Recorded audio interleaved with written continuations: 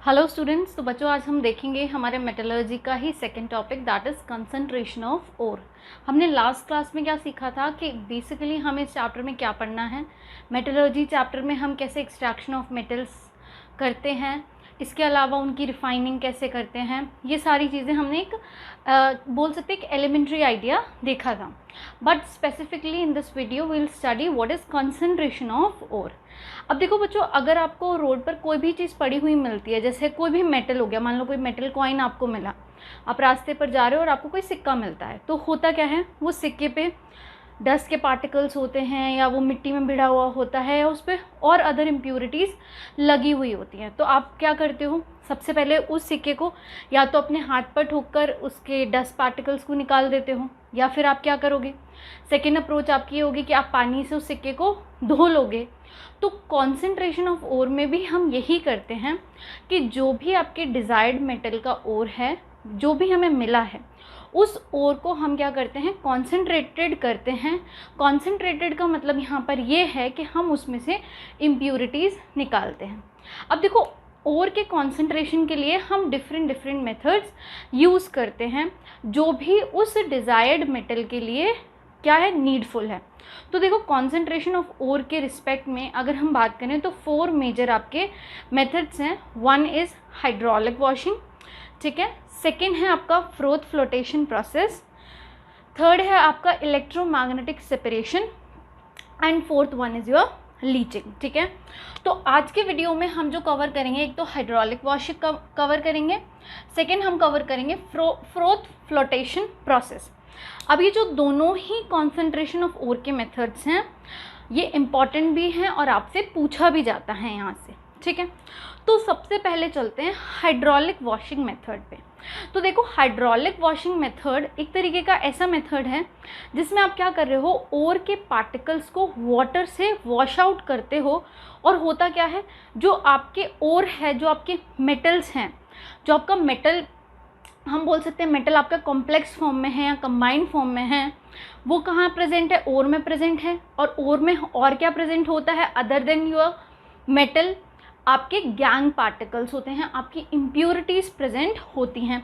तो जब आप ओर को वॉश करते हो तो मेटल के particles due to density difference क्या करते हैं, इतना ज़्यादा फ्लो आउट नहीं करते हैं, जबकि गैंग पार्टिकल्स ज़्यादा फ्लो आउट करते हैं, क्योंकि गैंग पार्टिकल्स की डेंसिटी क्या होती है, डिफरेंट होती है आपके मेटल के पार्टिकल से। अब यहाँ पर आप समझो, जैसे यहाँ पे सबको दिख रहा है, यहाँ से वाटर का एक हमने आउटलेट रखा हुआ है, यहाँ से हम क्या डाल रहे हैं, यहाँ से हम ओर डाल रहे हैं, ठीक है। और ओर भी आप कैसा डालोगे, क्रश्ड ओर। क्रश्ड ओर क्यों डाल रहे हैं, अनटिल अनलेस आपका ओर क्रश्ड नहीं होगा तो उसकी इतनी अच्छी वॉशिंग नहीं हो पाएगी। हमें तो क्या प्योरली उस ओर से मेटल चाहिए ना, तो हमें क्या करना पड़ेगा, उस ओर को अच्छी तरीके से क्रश करना होगा। और हम इस फनल की हेल्प के थ्रू, जैसे फनल, और इस फनल की हेल्प के थ्रू हम यहाँ से क्रश्ड ओर डालेंगे। तो बच्चों होगा क्या, यहाँ पे मैंने एक पॉइंट लिखा है, density difference between metal and gangue particles. Gang particles क्या है हमारे, दिस इज योर इम्प्यूरिटी। हमने फर्स्ट वीडियो में ऑलरेडी सीख लिया है, मेटल और गैंग पार्टिकल्स के बीच में डेंसिटी डिफरेंस होगा। तो बच्चों आपको पता है, अगर कोई चीज़ हल्की है, अगर कोई चीज़ हल्की है और उस पर आप पानी का प्रेशर मारते हो तो वो दूर तक बहकर चली जाएगी या फ्लो आउट हो जाएगी। और अगर कोई चीज़ भारी है तो वो फ्लो आउट नहीं होगी। जैसे आप मान लो ज़मीन पे एक मिट्टी से भरा हुआ सिक्का रख दो और आप उस पर पानी से प्रेशर मारो, तो मिट्टी आपकी बह जाएगी पर सिक्का उस जगह पर ही रहेगा। तो जैसे ही आप यहाँ से ओर डालते हो तो ओर यहाँ पे आएगा, दिस इज योर ओर, ठीक है। यहाँ से आपने पानी स्प्लैश किया तो होगा क्या, यहाँ पे जो भी मेटल के पार्टिकल्स हैं वो यहाँ पे रह जाएंगे और आपका जो गैंग है, जो भी आपकी इम्प्यूरिटी हैं, वो फ्लो आउट होके दूर तक फ्लो कर जाएंगे, दिस इज योर गैंग। क्योंकि गैंग और मेटल के जो भी आपके कंपाउंड्स हैं उनके बीच में क्या है, डेंसिटी का difference, metals are more dense than your impurity. तो हम हाइड्रोलिक वॉशिंग यहाँ पे इस तरीके से करते हैं। सिंपली आप ये मान लो कि अगर आपके पास कोई कॉइन मिट्टी से भरा हुआ है या मतलब ख़राब हो रखा है, आपने उसमें पानी स्प्लैश किया और उसमें से आपने इम्प्योरिटीज़ रिमूव कर दी and you got your metal coin. तो वही हाइड्रोलिक वॉशिंग एक तरीका है, ठीक है। अब देखो डेंसिटी डिफरेंस इसका मेजर एक बोल सकते हैं एस्पेक्ट है which is important for your hydraulic washing. अगर आपके और में गैंग पार्टिकल्स और मेटल के बीच में डेंसिटी डिफरेंस नहीं है तब hydraulic washing method is not use for concentration of और, ये चीज़ ध्यान रखेंगे, ठीक है। नेक्स्ट है, अब किस किस मेटल्स पे आप ये अप्लाई कर सकते हो, किस किस मेटल और पर आप अप्लाई कर सकते हो। तो देखो tin, lead and Fe, these three are the metals which can be which ore can be extracted या फिर हम बोल सकते हैं whose ore can be concentrated by hydraulic washing method, ठीक है। अब इसमें अगर हम बात करें तो लेड तो कैसा होता है बच्चों, हाईली डेंस। लेड कैसा होता है, हाईली डेंस। तो tin, lead and iron can be concentrated by your hydraulic washing, ठीक है। तो ये आपका हाइड्रोलिक वॉशिंग का एक सिंपल सा मेथड था। क्वेश्चन कहाँ से बनेगा, which aspect rules out for hydraulic washing. तो वहाँ पर आपका आंसर होना चाहिए density difference. Until unless there is no density difference between your metal and gangue particles there will not be hydraulic washing applicable, ध्यान रखेंगे, ठीक है। नेक्स्ट चलते हैं next concentration of ore method की तरफ, that is froth flotation process. देखो यहाँ ये फ्रोथ फ्लोटेशन प्रोसेस बहुत इंपॉर्टेंट है, यहाँ से क्वेश्चन आने की प्रोबेबिलिटी मैक्सिमम बनती है अगर क्वेश्चन कॉन्सेंट्रेशन ऑफ ओर से आया तो। पहली चीज़ तो ये कि जितने भी आपके सल्फाइड ओर्स हैं, जिंक ब्लेंड हो गया, ठीक है, जिंक सल्फाइड हो गया, कॉपर ग्लांस हो गया, आयरन पाइराइट हो गया, ठीक है, गिलेना हो गया, these all are the sulphide ores जिनका हम क्या कर रहे हैं, कॉन्सेंट्रेशन करेंगे बाय फ्रोथ फ्लोटेशन प्रोसेस। तो देखो ये जो CO2S है, this is your copper glance, इसको हम कॉपर ग्लांस बोलते हैं। This is sulphide ore of copper. Sulphide of ore of iron क्या है, iron pyrite. This is your zinc blende, ZnS zinc blende है ये, ठीक है। और ये है PbS, ठीक है, सल्फाइड ओर ऑफ लिड, इसको हम नाम देते हैं गिलेना, ठीक है। ये सारे ओर्स का आप कॉन्सेंट्रेशन कर सकते हो। तो बच्चों अब एक चीज़ आपको ध्यान रखनी है, जो ये फ्रोथ फ्लोटेशन प्रोसेस होता है उसमें आपको क्या करना होता है, एक कंटेनर लेना होता है।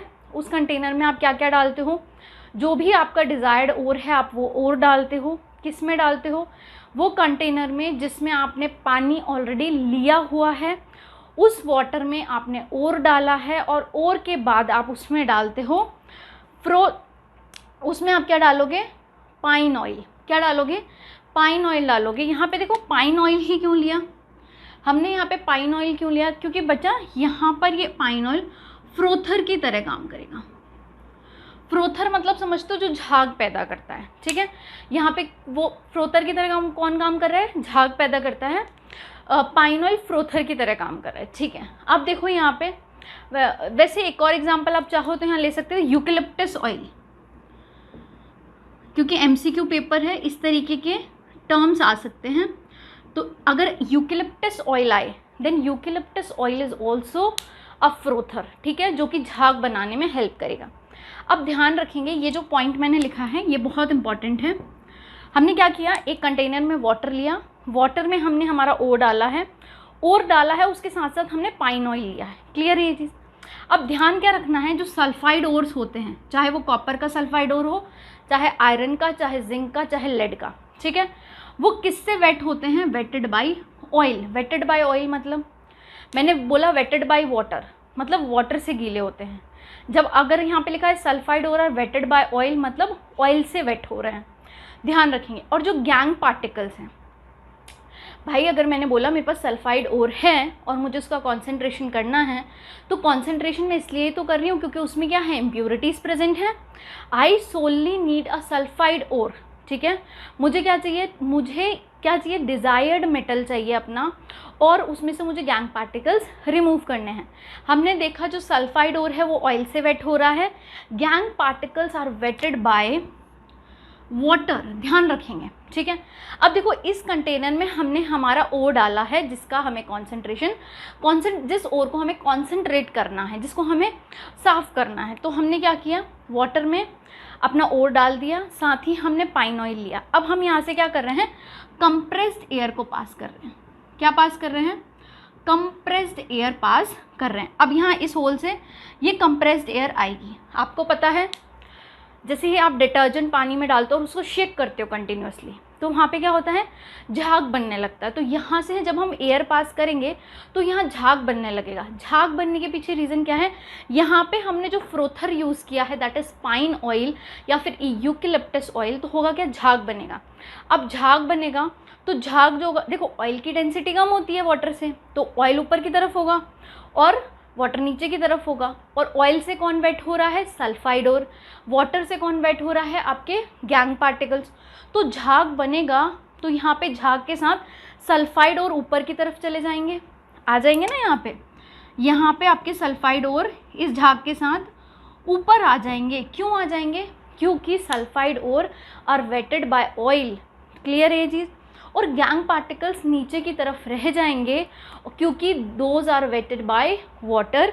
अब सिंपली आपको क्या करना है, जैसे ही आप ये झाग को, ये फ्रोथ को रिमूव कर लोगे, आपको सल्फाइड और मिल जाएगा।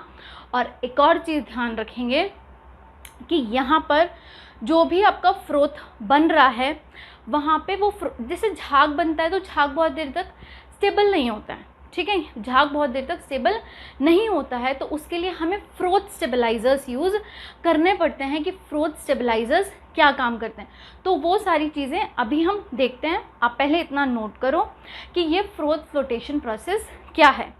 फ्रोथ फ्लोटेशन प्रोसेस में आप सल्फाइड ओर का क्या कर रहे हो, कॉन्सेंट्रेशन कर रहे हो, ठीक है। और दूसरी चीज़ ध्यान रखेंगे, एग्ज़ाम में क्वेश्चन आएगा, विच of the given ores are concentrated by froth flotation process, ठीक है। आपके पास डिफरेंट टाइप के ओर्स होंगे, तो वहाँ पर आपका आंसर होना चाहिए sulphide ores are concentrated by a froth flotation process, ठीक है। तो आपने प्रोसेस समझा, अब आप इसको नोट करो, फिर हम इसके कुछ इंपॉर्टेंट पॉइंट्स देखते हैं, ठीक है। नोट करो। सो स्टूडेंट्स, अब हम क्या देखेंगे, हमने क्या देखा, फ्रोथर की जगह हम क्या यूज़ करते हैं। क्योंकि देखो MCQ जो भी पेपर होता है वहाँ पे जो इम्पॉर्टेंट टर्म्स हैं वहाँ से क्वेश्चन आने की प्रोबेबिलिटी मैक्सिमम होती है, ठीक है। तो फ्रोथर के लिए हमने क्या यूज़ किया था, पाइन ऑयल यूज़ किया था। और we can use eucalyptus oil, क्योंकि देखो थ्योरेटिकल पेपर तो है नहीं, वो आपसे मेथड पूछेंगे। They will ask what type of frother, which one of the frother is used in froth flotation process. तो आपका आंसर पाइन ऑयल या यूकेलिप्टस ऑयल होना चाहिए, ठीक है। अगर आपके पास पूछते हैं वो कि फ्रोथ स्टेबलाइज़र आपने क्या यूज़ किया, ठीक है। क्योंकि फ्रोथ स्टेबलाइज़र यूज़ करने का नीड ये है कि कोई भी झाग है वो ज़्यादा देर तक स्टेबल नहीं होता। जैसे आपने डिटर्जेंट पानी में घोला और आपने शेक किया तो वो झाग बनेगा for a limited period of time.